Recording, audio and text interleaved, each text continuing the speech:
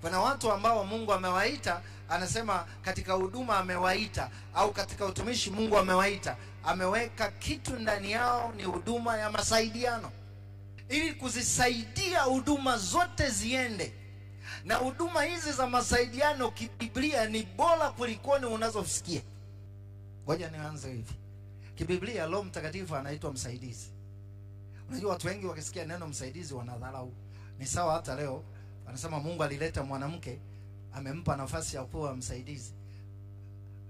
Ukiingia ukasoma Biblia ukatulia, mwanamke ni tofauti na sisi tunavyofikiri. Sijawa mpango wa kufundisha somo la namna hiyo. Kuna siku Mungu atakuja kutufundisha mwanamke ni nani. Na Mungu anavyosema msaidizi, kwa nini alimpa kuwa msaidizi? Biblia inasema msaidizi ni Roho Mtakatifu pia. Umewahi fikiri msaidizi unaweza ukadharau, lakini kibiblia msaidizi yuko bora kweli kweli. Kama ambavyo Roho Mtakatifu anaitwa msaidizi, yeye ndiye bora kulikoni hata sisi. Huyu mtu asipokuwepo huduma haipo. Watu wote tunatoa sadaka ila hatufanani utoaji.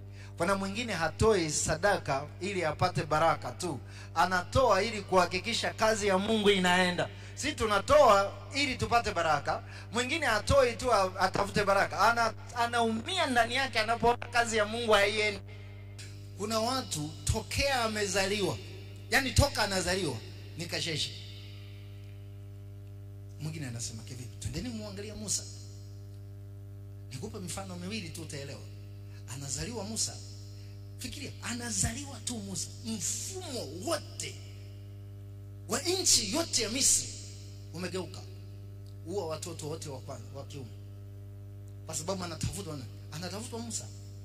Sikiliza, kama wewe ni mtumishi Mungu amewekeza ndani yako, hata wakukutunza wakati fulani wa kukulea, anakuwa na sifa yote ya Farao.